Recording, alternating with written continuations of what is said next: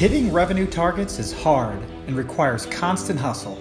Last quarter's success is already forgotten. Learn the mindset and tactics of today's most successful revenue producers in B2B marketing and sales. We call this the revenue hustle.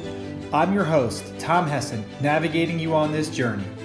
Today's show is sponsored by 9 Lenses, an interactive assessment platform that enables you to add instant value to your buyers and allows your sales team to tailor business conversations focused on the pain points each and every time. Check them out at 9lenses.com. All right, this is your host, Tom Hessen of the Revenue Hustle podcast, and we're back with another episode. And it is my distinct pleasure to welcome Sanjay Verma to the Revenue Hustle. Sanjay, welcome to the podcast. Thank you very much. Glad to be here. Yes, I'm excited to have you here as well. So you are currently the managing director at Alix Partners and the global leader of the digital innovation practice. So introduce yourself. Tell us a little bit about what you're up to. Thank you very much for having me here, Tom. So Alix Partners is a global management consulting firm. We have 35 offices globally. We work a lot with small, medium-sized, and even large companies to help them in performance improvement. Now, Alix Partners started with a background of managing through disruptions, managing through through the change that happens because of bankruptcy. But that penchant for speed, that real distinctiveness to get things done fast with small teams really has stood the test of time, as we have been a management consulting firm now for 40 years. And today, we help clients across the industries to get the results they're seeking faster, better, with more surety. So glad to be here, as I said. And as part of my role, I manage global our digital innovation service line. And in that service line, we help our clients go beyond the first step of performance improvement, which a lot of times is on cost and then productivity. But then you talk about new things. How do you grow? How do you find new markets? How do you find new revenue? And that's where my role comes in. And really glad to be talking about that today. Awesome. Yeah, I'm really excited. Well, you know how we do this on the Revenue Hustle. We have revenue rules. So go ahead and give us your first revenue rule. So Tom, the first revenue rule I have is find the 10x gap. And the reason I talk about that is it's a very critical way to think about and filter opportunities. It's a way to focus. It's a way to find out where you can make a huge difference with the market versus being a me too, or a slightly better offer. And that's where these products and services have to be designed that in mind. So the rule is you're trying to find a product or service where you're 10 times better, let's say, right? That concept of you've got a major lead. Is that right? Yes, that is exactly right. Now, let me give you a few examples, right, where great. things have to be 10 times better. And what does it mean? It's not a new rule. It's a Silicon Valley rule. That's what the VCs use when they talk about should I fund you or not. So what they are really asking is consider all of the next best alternatives, consider all of the competition in the market, and think about whether what you produce is so much better that might even lead to migrations and conversions. And I'll give you an example here. So one of the first companies I worked with, and we all have formative years, right? So my formative year was one of the companies called times 10. And you may ask, times 10? Literally, that is 10 times better than the competition.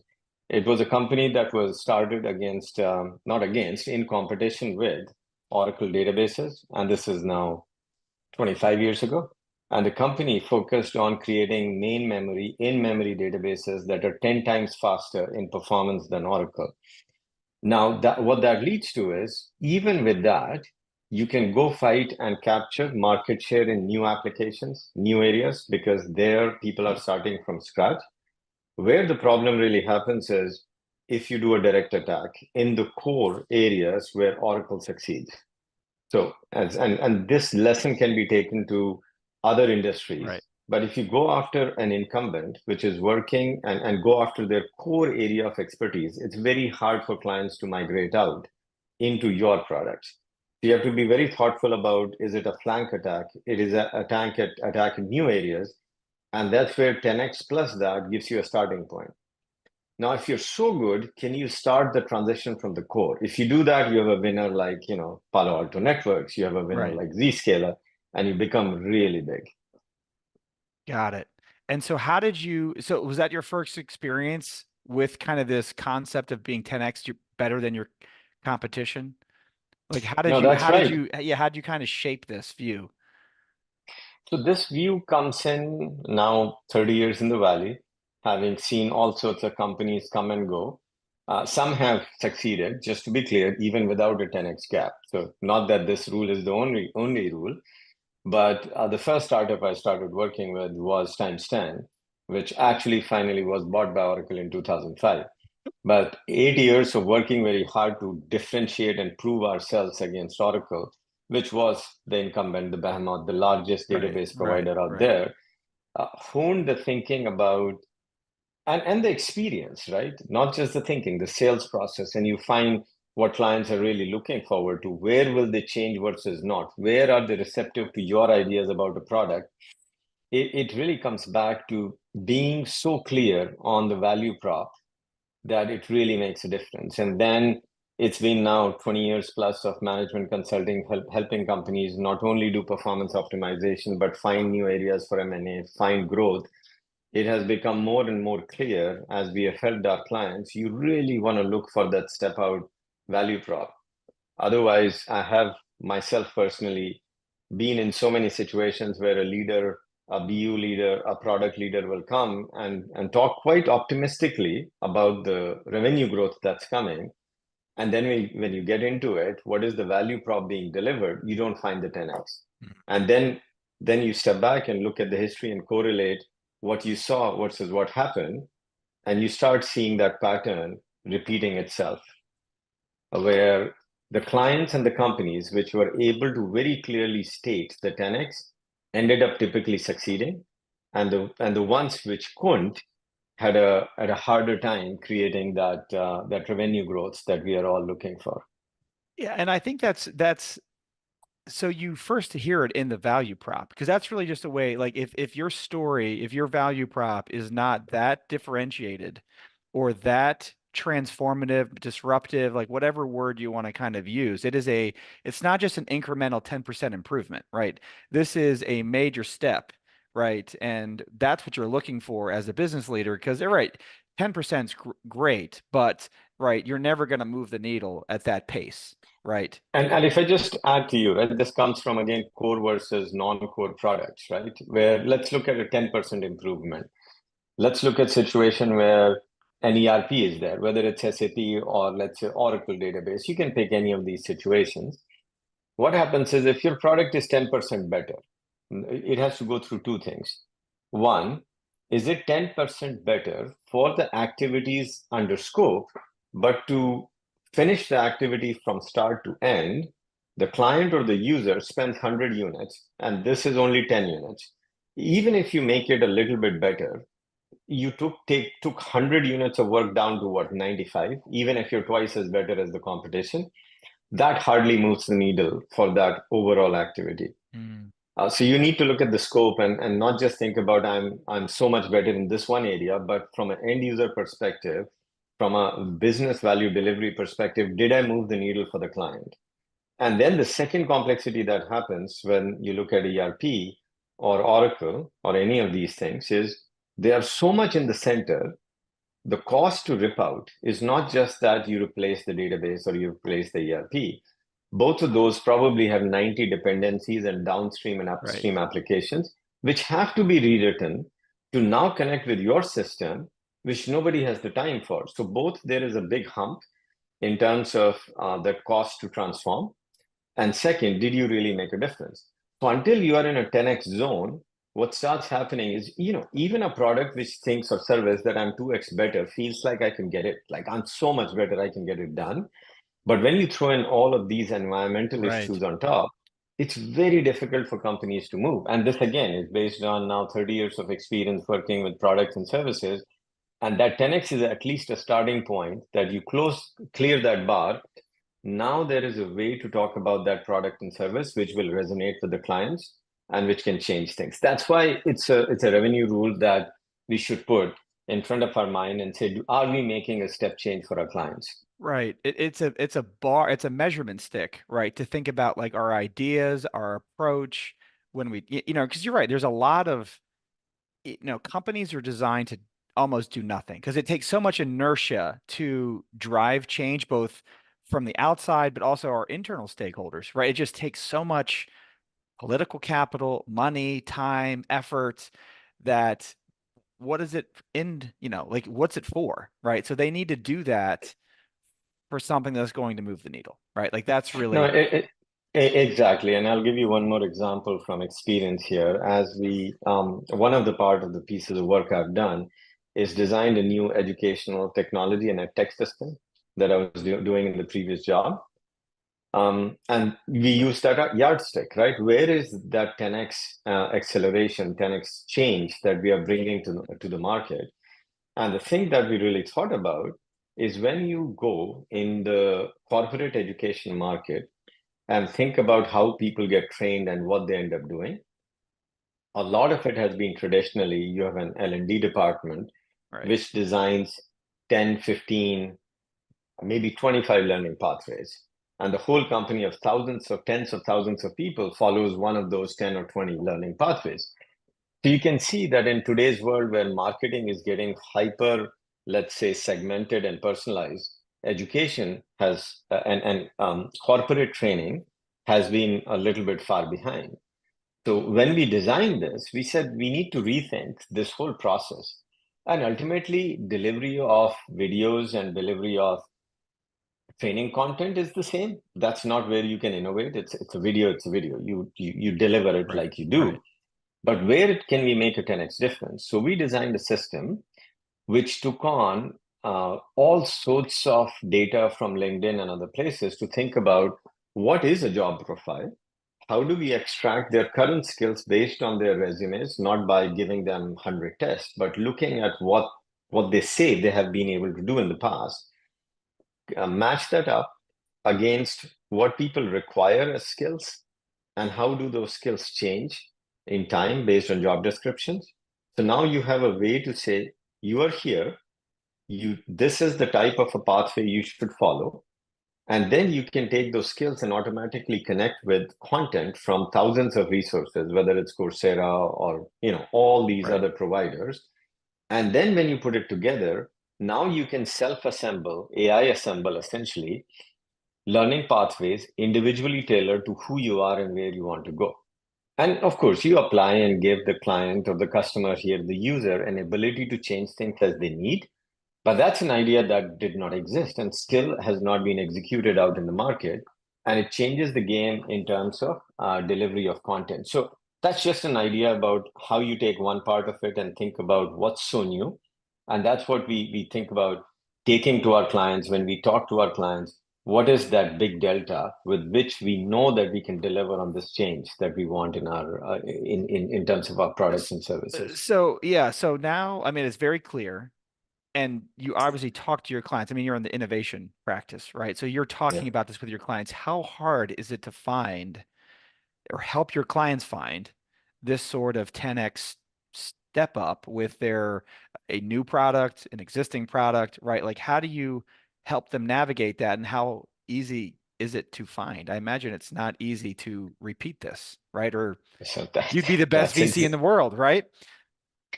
Exactly. So you are in the exactly right place.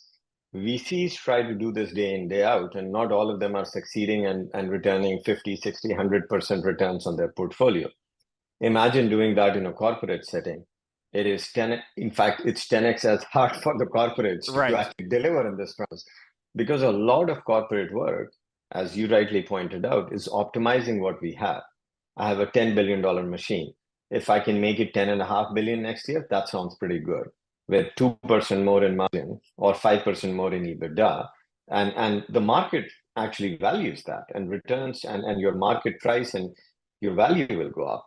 So the setting is not really for you to do something that is very far from your comfort zone, represents a magnitude of risk that nobody knows how to really think about. So there are, a few ways to think. There is no, I would say, silver bullet that answers this very quickly. But whenever you are innovating on your product, if you're innovating on your product and service and going where you usually go, I think that's where you keep your current incremental mentality because you have to, it's a big engine. But when you start launching new products and services, I think that's where you have to think hard about, will my brand be enough for me to get market share, or do I really need something else? And there have been situations in the past, as we all know, Microsoft and Office is a great case example where the bundle and the brand was able to move things forward compared to others. So there is something about a large mothership which allows you to do a lot of things, but being cognizant about it and being careful about it, even especially in new products and services, is Right. critical. And one other way clients do it is they literally launch a new, a new venture. And that's part of what we do as a service line. We are partnering with a company called Nax, and we help clients launch a new venture, which sometimes can be fully funded, partially funded, but it's outside the mothership, which allows Right. that innovation to really go. And if it grows and it proves itself, then the company can always acquire it back. So there are a couple of ways to kind of think through this. Interesting. Yeah, no, that's really good because I think it really helps to evaluate what products do you invest in and which ones you don't, right? Like, and there should be a pretty high bar to invest in these initiatives if it's not going to give, there's risk in everything, but you might as well shoot for the stars. If you're going to spend, you know, X amount of dollars on an initiative, it should give you a lot of A- headroom for growth, right? Like, Absolutely, Tom. I mean, this again, 30 years of doing this, I've run into several cases where the management is quite convinced we can make a difference. But if you apply your 10x gap, you apply your 10x gap in customer experience or value delivery, it feels incremental, right? And incremental changes do not bring extraordinary market share changes. And that is just hard. People haven't thought through this, they haven't internalized this. And that's part of our job, is to bring those case examples, show the difference so that clients start understanding that they have to think harder about what is that unfair advantage they're using to create that delta. So yeah. yeah, very true. No, this is great because I mean it's very thought provoking, right? I mean it's not just a it's not a simple formula, right? But it really does like like the measuring stick is the best thing I can think of. That we should think about how we measure our ideas to that rule, and are we ambitious enough, right? Because I bet you Mm-hmm. run into companies where they're not ambitious enough. You're like, you sure you don't want to shoot for the moon a little bit more, right? And maybe there's some companies where do you find that their companies are not or less risk, like they're risk averse, and you have to kind of encourage them to be bolder? No, Tom, that's exactly right. There is this whole issue that ultimately a company is going to measure, quote unquote, its risk adjusted returns. And when you look at risk adjusted returns, as I said, if you have a $10 billion revenue, a 5% difference is 500 million. Sounds pretty good. And if it comes from slight adjustment of sales territories, a slight adjustment in your advertising funnel, which does lead generation, great. I will invest the 5 million to create the 500 million because I have line of sight to how to make it Right, happen. So again, those are good things, and the clients and the companies have to do them, right? There is right, no right. reason why you wouldn't optimize your current engine. But this is where, as you think about growth, as you think about growth in areas which are outside of what you were doing, right? So you're going after products and services where other incumbents exist. Now the question is, does your current market position translate directly into a very favorable market position in a new market? Or really, you really need to think about that 10x rule. And some of this, as an example, if you think about SharePoint, right, that came and shook the market, and they were one of the fastest products to get to $1 billion in revenues when billion was a big thing. I think it's starting to not be a very big thing nowadays. It's a billion is the new million. But if you go back, there was a lot of work where that team really rethought what is collaboration, how do you exchange documents, and team did an amazing job to bring a new product which didn't exist while it's just an extension, but it was not a slight change. And trying to think about those 10x in the context of the companies you are at and the work you're doing is important. Mm. A lot of our work ends up being clients asking us to completely rethink the value chains. So we end up exercising 10x quite a bit more than what I think a typical customer Right. or client would do. But this is how you have to differentiate where are you in this value chain and which one is a more important rule. Yeah, no, that's great. Um, all right, so let's transition to our second revenue rule. Why don't you share that with us? So the second revenue rule for me is really only paranoid survives. And now, just to be very fair and honest about it, it is Andy Grove's rule, not my rule. But it's a really good one. And having grown up in the Valley and having seen ups and downs from Blackberries to Alta Vista and others, people who have not been paranoid sometimes have shown a tendency to not grow and to sometimes just be gone and disappear. So it's a very frightening rule. It sounds frightening, Right, right. but it's also very energizing. We'll go into the depth of it, but that's my second one.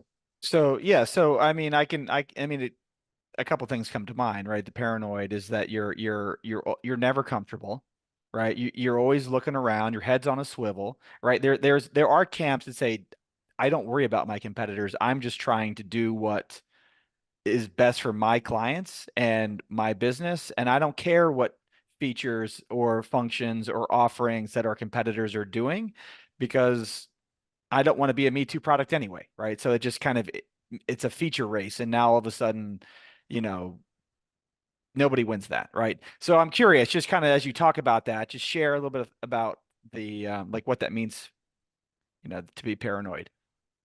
So, Tom, a really, really good question, by the way, because this is not about copying your competition, but to me, it really couples with the, finding the 10x gap and why. Like, I'll explain why. So you absolutely have to focus on delivering very good value to your customers and your clients, for sure. They are paying you, and it's almost your fiduciary duty to make sure they get Right. good value out of the products and services that you're delivering to them, certainly. But this is where I will bring in the innovator's dilemma concepts that the more comfortable you get in doing just what you're doing, what you have to watch out for is I have a core customer set. Is it shrinking? Is it growing? Your revenue may not show it for a while, by the way, because you can always charge more if you're delivering good value to your current customers. But is it growing or is it shrinking? If it's shrinking, typically that's where the problem starts because your products and your service, your framework, is that compatible? Is that riding the wave of growth and trends that are happening in the market? So, for example, today, if you don't have Gen AI, you're not thinking about how Gen AI makes a difference to your products and service, you are going to be Right. behind because everybody else is. If 3 years ago or 3 years ago you were not thinking about AI in general, 10 years ago you were not thinking about cloud, that's where major changes have happened. And you can pick anything, right? Um, Palo Alto Networks made a big pivot to cloud probably 5 to 7 years ago, and it's showing the results right now. It's growing like crazy. Companies like Informatica have gone through series of changes, and the latest change towards cloud, towards subscription, really turbocharged growth back for them. So it's about not just, hey, do I have a competition and do I need to copy? It's about is the competition getting to a point where I can extrapolate and see that they will replace me in some segments? Right. And if you follow that innovator's dilemma logic, the base segment goes away first, but you still have your high-end segment. So I'm going to focus there. But then the low end of the high-end segment goes away. And slowly Right. you are Right. still Right. with no customers left. So it's really paranoid, not because of every feature and every small, bell and whistle. Paranoid as to do you see a path that the competition and the trends that are coming up will displace you? So Right. it is head on the swivel, like you said, but it's to watch out for what are the threats to the existence of the company, not 5% market share here or there, but Right. the existence, which then goes back to the 10x. And you really have to think about how are you delivering on the latest trends and the latest things that are changing in the market. Yeah. No.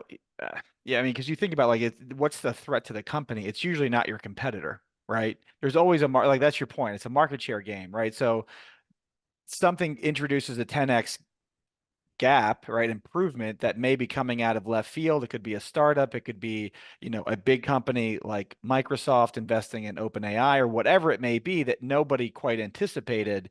And, some trends you can see, others you may not be able to as quickly, from adjacent markets and so on. But I think that's your point, is you just have to be attentive. You can't be asleep at the wheel. You have to be out No, there. that's right. You look at some case examples which are easy and everybody will relate to.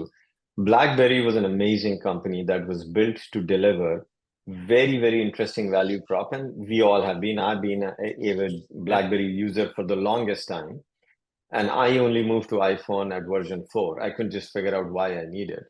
But when you step back and think about it, I think BlackBerry was a little slower in responding to the threat that iPhone represented. And not just them, it's many other phone providers like Sony. I loved the Sony before I had a BlackBerry, but then they had some memory limitations which they never got over. It's really just looking at and saying, this new product, not a threat to me, not my segment. It's saying, how could it be a threat to me, even if I don't believe it? If I do a little bit of a leap of faith and projection, can this change the game? And being watchful for these threats that can very quickly change how things work. I mean, Sony is another example, with Sony being master of all consumer electronics. When Right. we were afraid in the US that it'll be all Sony and nothing else, and things change very rapidly, very quickly. Just being on a watch for that and not being comfortable and waking up worrying about what is everybody else doing, not yet just direct competition, all these new startups and new companies, the Right. 10xers who are around me, and being watchful is what I think is critical for long-term success. So, I think of like Blockbuster and Netflix, right? Or Hmm. there's a lot of, or Kodak and film and digital cameras and so on. Um, those are the classic stories. Now, whose job is it to be the paranoid one, right? Like that doesn't fall into anyone's, I'm curious, like maybe someone's job is like chief strategy officer or somebody like that. But who's out there? How do companies do this? That is a hard question. I think it's a very astute question here, Tom. It's traditionally not been any one particular role's job. And the problem is the signals come in so many different ways Right. that can you expect the chief product officer to worry about this? No, because they're so focused on creating the roadmap and the thousands of features they manage and the location of resources that needs to happen to deliver to current large customers and maybe some new segments. If you're a chief revenue officer, you're very much worried about meeting the numbers quarter to quarter, especially Right. for public companies. So it feels like, but they are getting the signals. They're in the client conversations. In a sense, this is the chief executive officer's job to worry about what is everybody else doing. Now, given their role, can they be in detail everywhere? It's probably hard. But the roles that may be a natural fit is sort of a chief strategy officer, because you're a little removed from day to day, Right. but you are at the executive level, you're listening to everybody else. And then you can get those signals. You can look at the numbers. You can look at and you will have the authority and the role to go do some deep dives to see where the numbers are not up to expectations, where the win rates are lower than you thought they should be. Right. And that could be a little bit of those, ears and brain that a CEO will need. But I think the back of your mind, it's almost like you have to have a little bit of space for this so that one of your trusted lieutenants can bring it back. But it's really hard. It's not easy. Yeah. Yeah. Because like you said, the machine is just designed to operate. And even if you were to spot them, you may discount them, right? Like that's happened a bunch too. It's not for the lack of seeing it, but they didn't recognize that it had the ability to And take them out. absolutely, Tom, and have been in the middle of many of these conversations where, and I'll just talk industry level. This is where I cannot and will not take names, but look at the print industry as an example, right? We have had leaders who created those categories. I mean, those didn't exist 40 years ago, and these leaders and amazingly bright individuals created those industries from scratch, but the digital threat they were slow to realize and slow to hop onto. And then we have seen these companies and behemoths of the technology industry struggle, as an example, over the last, I would say, 10, 15 years, as the screens have become retina screens. So it's just as good as paper. I mean, it's Right. beautiful printouts, beautiful screens, so you don't print things anymore. So what is the role of these companies going forward? Or the rise of cloud providers. So when you look at the whole infrastructure market, and this is like 15 years ago, I was saying this, is so when you really look at what happened in the cloud space, if you really boil it down to something very simple, it was the emergence of very large buyers. And in any industry where the buying power starts getting concentrated into 5, 3, 10 players, that industry will shrink in margin. I mean, this is something I think the human society has learned over the last hundreds of years.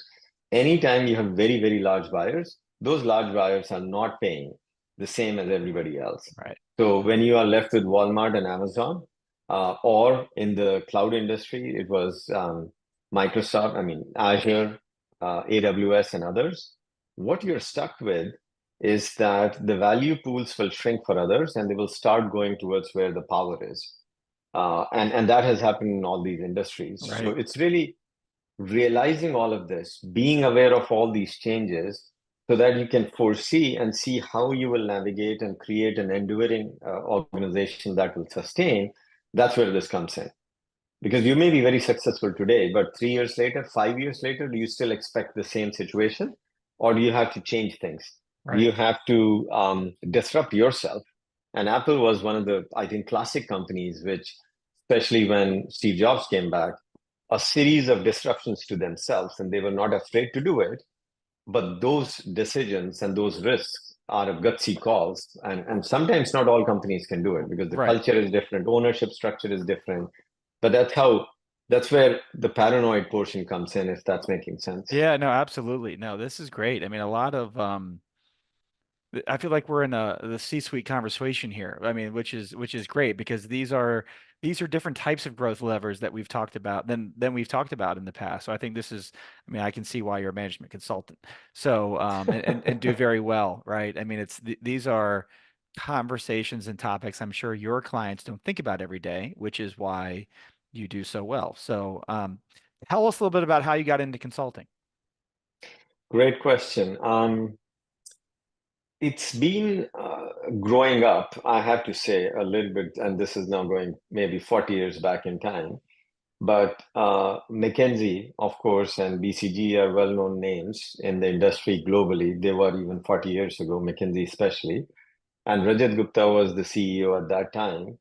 And that was big splash of news everywhere in India as I grew up.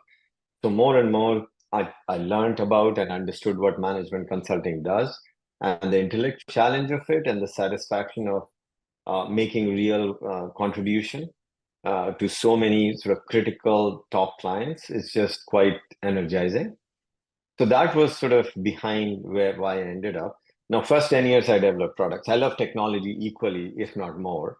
So I always say I'm an engineer first, a consultant later, because engineering has been my passion and Mm. love creating software. In fact, that's one of the reasons I was in a tech company initially. We talked about times 10, but from times 10, I moved to McKinsey, and the challenge of looking at all parts of company's growth, bringing these type of revenue roles over time into how we think about products and services and growth strategies has been quite fulfilling. I mean, that's sort of why I ended up, and last 20 Sure. years has been in management consulting. That's awesome. And yeah, I know you've worked with some pretty prestigious firms and Alix Partners is certainly one of them as well. And thank you for coming on here. Where can we follow you online? So to follow me online, LinkedIn is a great place. That's where I'm active. And I will tell the website. It is, of course, linkedin.com/in/Sanjay Verma IITK. So that's a great place to find me, or just search Sanjay Verma Alix Partners. I'm sure you will land with me. very happy to connect with everybody and talk to them, and certainly happy to just, share my experiences, and hopefully that'll be useful for people. Awesome. Well, thanks again for coming on to the show. This has been a great conversation. I've got a page full of notes here, so I'm going to go off and start thinking about my 10x gap value prop and see if it measures up here. So you've given me a lot to think about, and as well as our audience. So thank you, Sanjay. Let's do it again soon. Thank you so much, Tom. That was a pleasure talking through these and revisiting some of the memories. Happy to talk anytime. Sounds good. Take care. You too. Thank you for tuning in to The Revenue Hustle. This episode has been brought to you by 9 Lenses. Close more deals with interactive assessments. Check them out at 9lenses.com. See you next time.